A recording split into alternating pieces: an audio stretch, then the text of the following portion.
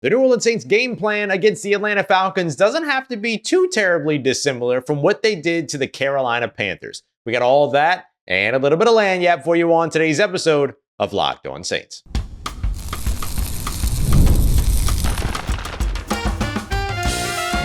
You are Locked On Saints, your daily New Orleans Saints podcast. Part of the Locked On Podcast Network, your team every day.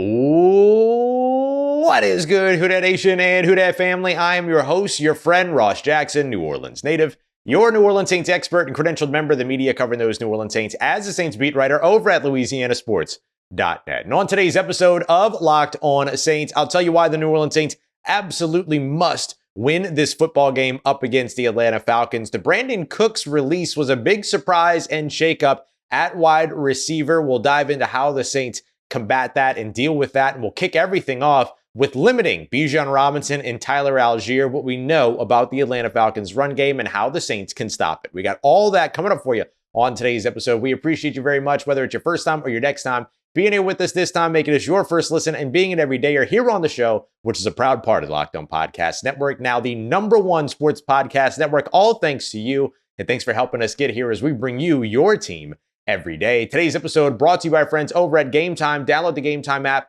create an account, and use the promo code LOCKEDONNFL for $20 off of your first purchase. Terms apply. The New Orleans Saints, if they want to get a win this weekend against their bitter rival Atlanta Falcons in a big game, limiting Tyler Allgeier and Bijan Robinson, of course, are the biggest pieces that they'll need to find success in order to make that happen. These two running backs combined for 3 rushing touchdowns just last week against the Carolina Panthers in their 27-30 loss. That's all 3 touchdowns that Atlanta scored and are a big part of what it is that Atlanta does on offense. Of course, right? No big surprise there. They should be. That is a huge part of that. They would be a huge part of anybody's offense in the NFL. No exceptions when it comes to Atlanta, of course. And so when we take a look at sort of the rushing totals between these two players right now, Bijan Robinson sitting with 783 rushing yards on the season, including 4 touchdowns. He's averaging 5 yards per carry. 5 yards per carry right now across the entire season. That's absolutely outstanding. He's also added over 500 receiving yards and a pair of receiving touchdowns as well. So limiting him is more than just limiting the run game, but it is going to be a big part of it, right? Taking away his ability to be able to have a major impact on the ground would be effectively what could win the Saints this game on Sunday. Tyler Allgeier, 280 yards, but 7 rushing touchdowns. He's the guy they go to in sort of the short yardage red zone situations when they're close to scoring a touchdown. They put Tyler Allgeier in and they let him kind of be the bruiser between the tackles. He averages just 3.6 yards per carry, but is not super active in the passing game, only 7 receptions on the season. So when you're taking a look at what it is that these two backs do, it's pretty simple to break it down, right? Bijan is the explosive, dynamic playmaker of a running back that can contribute in the run game as well as in the passing game, while Tyler Allgeier is the guy that'll go in to help you with the run, with pass blocking on 3rd down, 3rd and long, obvious passing situations. He's their go-to short yardage back, 3rd and 1, or 3rd and goal when they're close, 1st, 2nd, 3rd and goal when they're close there in the red zone. And he'll end up getting a lot of those short yardage opportunities. So you got a bruiser and you got a breakaway. Those are the 2 guys that you got to be ready for. But here's the thing that we know about the Atlanta Falcons rushing offense. And this was true last year as well. But going into this year, the Atlanta Falcons are #1 in the league when it comes to rushes outside of the tackles. If it wasn't for the New Orleans Saints offense last year under Clint Kubiak, who now is calling a very, very different style of run game over in Seattle. But if it wasn't for the Saints last year, Atlanta would have been #1 last year as well. But at over 70%, according to Next Gen Stats, NFL Pro, the Atlanta Falcons are running outside of the tackle. So if you want to limit their run game, you've got to be able to, first of all, beat them to the point of attack. We saw Demario Davis do this extremely well against Rico Dowdle and the Carolina Panthers last week on inside runs. Now you want to see them do it against Bijan Robinson in particular and the Atlanta Falcons run game on those outside runs. So beat them to the point of attack and then be ready to close out for those cutback lanes and those bounce around options. Those are going to be two of the biggest things here too. This is a Zach Robinson offense. They want to run the zone run. They want to stretch the defense out, but then provide some of those interior cutback lanes so that the running back has effectively three options on every run. Win to the outside, bounce back to the inside, or reverse field and cut all the way back around. This is something that James Cook, the running back for the Buffalo Bills, did really, really well also. So these are going to be a big piece, or these are going to be big pieces rather, to what is going to go into either creating that Atlanta Falcons run game or limiting that Atlanta Falcons run game. And the Saints have got to be ready for that. Then they've got to be ready to cover out of the backfield. This New Orleans Saints second level of linebackers, Demario Davis, Pete Werner, and then at times Isaiah Stallbert on third downs, and for the third drive in each half, Danny Stutzman, are going to be under a lot of pressure in this game, both covering some of those tight ends. We expect a lot more 12 personnel, 2 tight end sets from Atlanta with them being down. We expect Drake London, who did not practice on Wednesday nor on Thursday. And so they're going to be under a lot of pressure limiting those tight ends, as will Alontae Taylor in the slot. However, their job's not going to be done there, right? They've got to defend the run, and they got to be ready for Bijan Robinson out of the backfield as well, who has almost as many receiving yards as he has receiving yards as he has rushing yards, short by just over 200. So for New Orleans, the dynamic play of Bijan Robinson is what has to be in focus. The reason why I say that the Saints need to do against Atlanta what they did against Carolina is that Carolina's most dynamic threat was in the backfield as well with Rico Dowdle. And they did a very good job limiting Rico Dowdle, both in the passing game and in the run game, and forcing Bryce Young to beat them through the air. You kind of want to do the same thing here with Kirk Cousins, because look, that's a veteran quarterback. If he beats you, he beats you.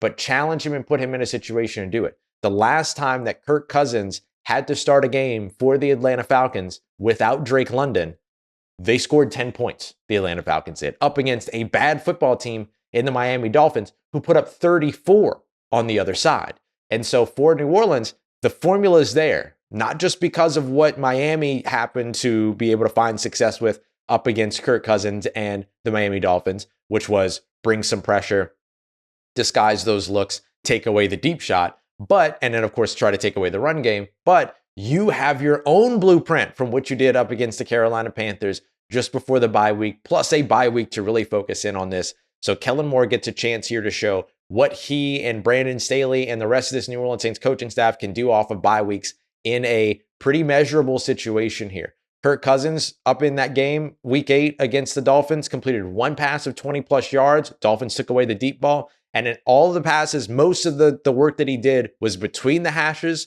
and the numbers on those sides of the field, on either side of the field, within 10 yards. Limit the perimeter, take the top off, limit the run game, box them in. That's what the New Orleans Saints are going to have to do if they want to beat the Atlanta Falcons. And over on the offensive side for New Orleans, they'll be down another player at wide receiver with another surprising shakeup. Let's break down how the New Orleans Saints handled the loss of Brandin Cooks next as we continue on with today's episode of Locked On Saints, part of Locked On Podcast Network, your team every day. Today's episode of Locked On Saints brought to you by friends over at Prize Picks. You can go and download the Prize Picks app today, and it's going to help you get in on the game like never before. You and I make decisions every single day, but over at Prize Picks, being right can actually get you paid. Here's how it works. All you got to do is download that Prize Picks app, and then once you get all set up, which I'll tell you how to do in a second, you pick more or less on 2 or more player projections from Prize Picks, more on passing yards for a player, more on rushing yards for a player, whatever it is that you want to do. And if you get those right with those entries that take less than 60 seconds to get in, you can walk away a big time winner over on Prize Picks today. They have their stacks feature now, which is an absolute game changer, which allows you to be able to pick more on like Steph Curry's points, threes, and assists all in the same lineup. So go and check them out today. Download the Prize Picks app, create an account, and use the promo code LOCKEDONNFL to get $50 in lineups when you play your first $5 lineup. That's code LOCKEDONNFL to get $50 in lineups when you play your first $5 lineup. Prize Picks, it's good to be right. All right, family, the hits just keep coming for the New Orleans Saints wide receiver room just 2 weeks after Rashid Shaheed was traded to the Seattle Seahawks for a 4th and 5th round selection in the 2026 NFL Draft. Brandin Cooks, who was also a part of a lot of trade conversations, as we understand it, has now been released or will soon be released. I'll explain what I mean by that here in a moment. But the move with Brandin Cooks does make a lot of sense for both sides. Dylan Sanders and I kind of broke this down on like a vertical video a few days ago when this happened, or a day ago when this happened. But the idea here being that when Brandin Cooks signed with the Saints were in a really, really different situation. Derek Carr was their quarterback, which didn't necessarily mean that they were going to win games, if you ask me, but they were going to be more competitive. They were, they had the veteran quarterback, and they were going to go out there and try to, put a win now team out on the field again and all these other things. He still had Tyrann Mathieu at safety, which, by the way, go and check out his new show. They still had a draft ahead of them that would have been focused on building around and building up the offense that might have been used that way rather than, going in and drafting the next quarterback effectively and all those other things. Like the vibe, the point, the compass was just different for the team when Brandin Cooks signed. And by the time that the season began, they were a very different team, right? Derek Carr retired, Tyrann Mathieu retired. The Saints made a couple different moves. They started trading for wide receivers and adding more pieces into that wide receiver room, even planning for 2026, more so than planning for 2025 in some instances, such as the trade for Devaughn Vele, such as the trade for Jalen Polk, such as the waiver wire claim of Trey Palmer, who's still on injured reserve. But all those pieces changed where the Saints were. And then, of course, the retirement of Derek Carr meant that the Saints were going into a situation to where they were trying to figure out who their quarterback was, which is a very, very different place to be. Our guys over at Locked On NFL Scouting just did an entire episode about the idea of whether or not, your team, whatever team that is a team that's looking for a quarterback or a team that has their quarterback. And you could only be in one of those two categories. And the Saints are technically in the looking for their quarterback category because, we're still waiting to see more from Tyler Shough at this time. So it's a very, very different place, very, very different situation for Brandin Cooks. Now, honestly, it was a very different situation for Brandin Cooks by the time the season started versus where it was that he signed. And so him being a part of the trade conversations was no surprise because of that angle. Him going and asking the team for a release is no surprise because of that very same angle. So according to Kellen Moore, who told us on Wednesday that Brandin Cooks had requested to be released a few days before, but it took a little bit of time before anything really kind of came together because they were readjusting and making sort of adjustments to his contract to help to facilitate the release. And so this is what I'm going to say about Brandin Cooks. From the moment that Brandin Cooks was in that locker room, he became a leader for that wide receiver room. He became a leader for that offense. And from the moment that he showed up, he embraced that role. He was elected a team captain, which is not just coach input, but also voted on by the players.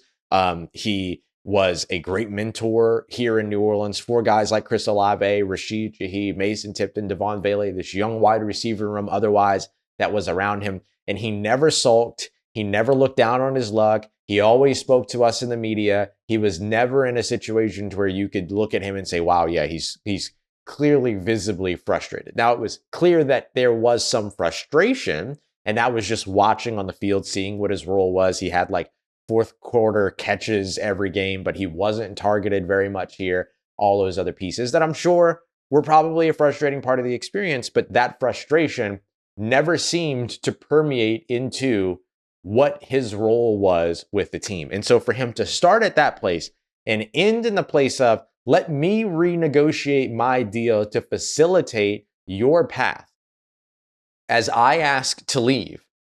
I mean, just what a stand-up situation and what a great approach to all of this by Brandin Cooks. So Brandin Cooks will eventually head to waivers. There's still some, it was Adam Schefter over at ESPN reported that there's still some logistics to work out in terms of the contract renegotiation and things like that. Saints are still going to pick up some dead money, but it's probably going to spread out now over the course of the next couple of years versus all accelerating into this year. Like they'll figure out a way to make that kind of stuff happen.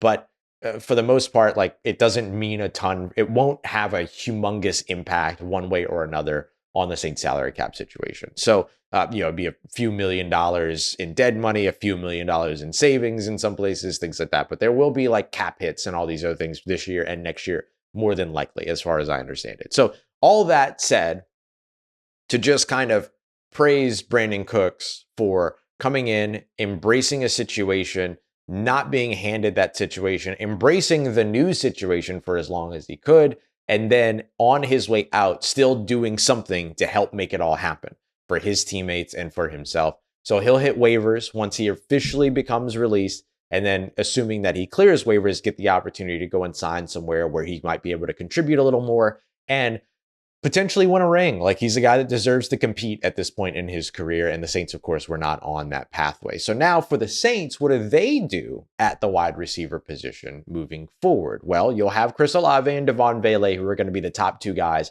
at wide receiver. If you look back at their last game against Carolina, that was after Rashid Shaheed was traded. Devaughn Lee, his snaps went up big time, up to 87%. You saw him out there a ton helping as a run blocker. You saw him way downfield blocking for Alvin Kamara on the screen. And then, of course, had that big 3rd and 17, 15-yard catch, which led to a 4th and 2 that the Saints, I maintain, should have gone for. But at the same time, Brandin Cooks' snaps went all the way down to a season low 50%. And so it showed you where the Saints were going to funnel the additional resources of snaps and opportunities. They were going to funnel that to Devaughn Vele. So now with Cooks out, where do those snaps end up getting funneled? I think Mason Tipton becomes that guy. He becomes the clear out player, which he did really well last year. He becomes the field stretcher, and he probably becomes somebody that we finally get to see. Can he be somebody that can operate in the short and intermediate area? Can he be somebody that this Saints team leans on, third downs, the way that they leaned on Brandin Cooks, right? Who caught many of his passes in the 3rd and 4th quarter and made a lot of physical, quick snatch catches and things like that, like just incredible plays throughout. And so where does Mason Tipton filter into all that? Then the Saints reshuffled some things. They added former Tulane wide receiver Jha'Quan Jackson to the practice squad. Super excited to see if he can make it up to the active roster before the season's over. Kevin Austin Jr. bumped up to the active roster to make that spot. And then the Saints still have, of course, Ronnie Bell as well as Dante Pettis over in the practice squad. I would expect Dante Pettis to continue to get elevated because he'll be able to contribute as a returner. But I think Jha'Quan Jackson eventually could do that as well with his 4.42 speed. So I think that the Saints are mostly going to turn to Mason Tipton right away, but we'll see how this role and how these roles continue to be impacted as they move forward throughout the season. All right, coming up next, let's dive into why the New Orleans Saints absolutely need to win this game against the Atlanta Falcons. We got that coming up for you as we continue on with today's episode of Locked On Saints, part of Locked On Podcast Network, your team every day. Today's episode of Locked On Saints brought to you by friends over at Game Time. The NFL season continues to roll along, and just 7 weeks left in the year. You know you're going to want to make sure that you're there, including as quickly as this weekend up against the Atlanta Falcons. So if you're looking for some last-minute tickets like I often am, Game Time is the place to go. It's the app that gives the advantage back to the fans. No long queues, no login screens, no prices jumping at checkout. Over at Game Time, the price you see is the price you pay with fees 100% included. I pulled up Game Time, and in just a couple of taps, I saw some amazing deals. I'm talking about your favorite NFL teams for as low as $100. They also have this really cool feature called Zone Deals. You pick the section, Game Time picks the seats, and you save big. So download the Game Time app today, create an account, and use the promo code LOCKEDONNFL for $20 off of your first purchase. Terms apply. Again, that's promo code LOCKEDONNFL for $20 off. Swipe, tap, ticket, go. Download Game Time today.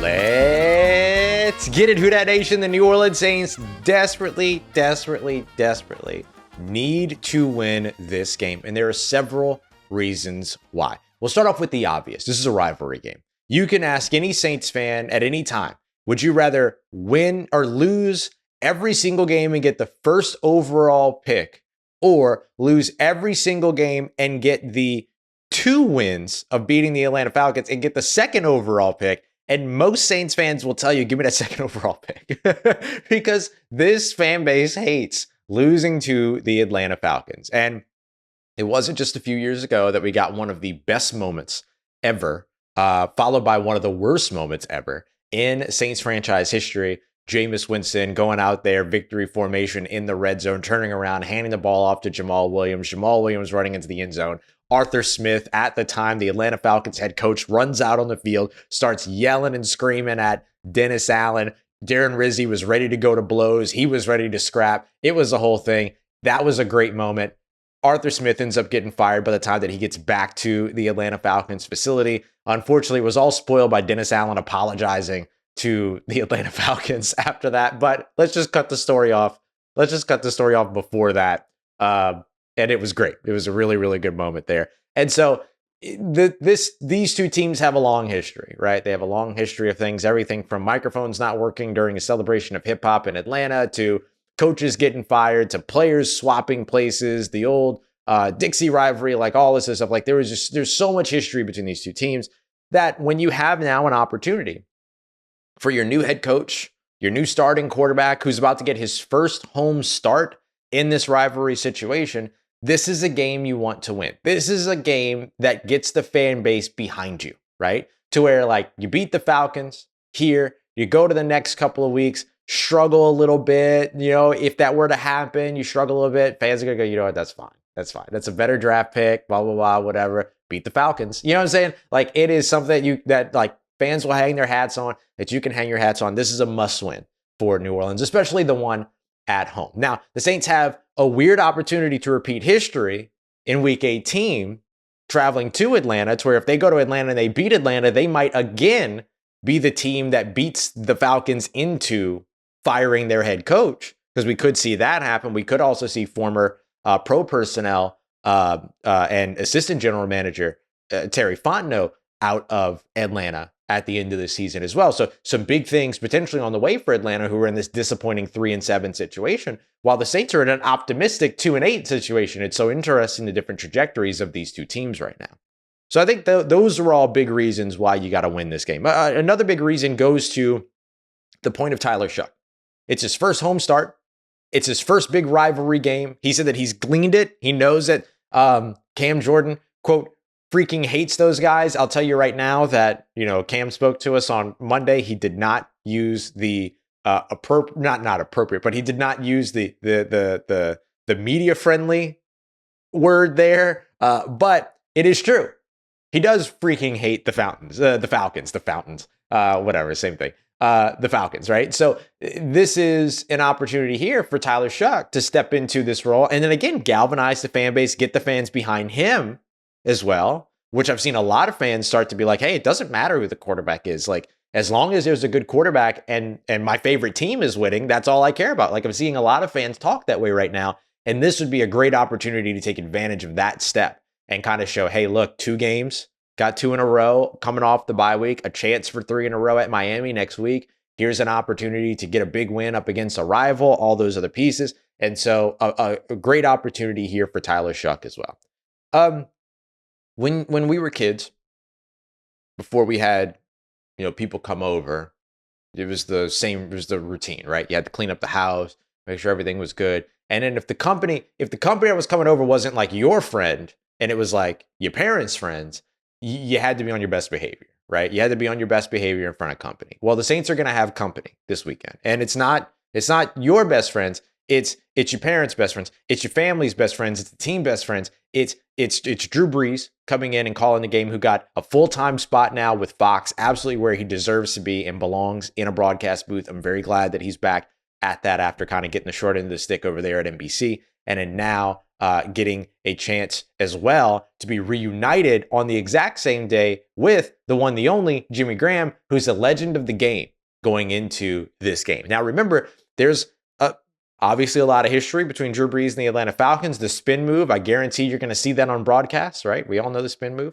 The bent goalpost from the Jimmy Graham touchdown and dunk, right? We all know where that took place, right? So you got company and you got to be on your best behavior and you got to show them a good time. Now, the Saints won with Drew in the building up against the Giants earlier this season. So we've finally seen the Saints like break that little trend that they had going on, to where anytime that Drew came over, you had a bad day, right? You weren't on your best behavior. Now Drew's coming over and then they've had their best behavior the last couple of times. And so I'm sure that they'd like to do that again here as Drew and Adam Amin are calling this game for Fox. So this is monumental opportunity in that area as well, of like, your fans are going to know that Drew Brees is calling this game. Fans in the stands are going to see Jimmy Graham. And if they're wise, Jimmy Graham goes out there and leads the pregame chant. And if it's allowed, you find some way for Drew to go out there and be a part of that too. I don't know if they can do that because he's, broadcast and everything like that. But like, you pull everything out for this. You're coming out of the bye week. You're rested. Devaughn was back at practice on Thursday. We'll see if he's out there today on Friday, and then what that could potentially mean for his availability on Sunday. But your team is as healthy as your team can be, knowing that you have an injured reserve stockpile and all that, as every team does across the NFL at this point. But you also have, you got company. You have an opportunity to really pump this fan base up before the game starts and all those other pieces. And then beyond all of that, beyond any and all of that, I think that one thing that the Saints need to figure out a way to do, and there's no on and off switch for this, so we'll see how it works. But one of the biggest things that they're going to need to do over the course of the rest of this year and next year is find a way to reestablish home field advantage in the Superdome. And this game can start that. This is going to be a game where fans are going to be pumped, fans are going to be juiced, fans are going to be jazzed, everybody's going to be ready to go. And the Saints just need to show up and hold up their end of the bargain. And if they do that, we could see a big time turning point for these home games and dome field advantage being back here in New Orleans. It could start on Sunday. All right, fam, no Saturday show this weekend. I'm officiating Jake's wedding, but you can catch the squad show tonight and Sunday after the game, and I'll see you after the game as well. We appreciate you very much, as always, making this a party day, part of your routine, for saying yes to me and the show. If you see me, please say hi. And if you need anything else around your New Orleans Saints in between these episodes, make sure you follow me on your favorite social media at Ross Jackson, NOLA. Hit me up. Let me know how the family's doing, how you living. Let me know how you momming them. And trust Who Dat Nation, I'll holla at you.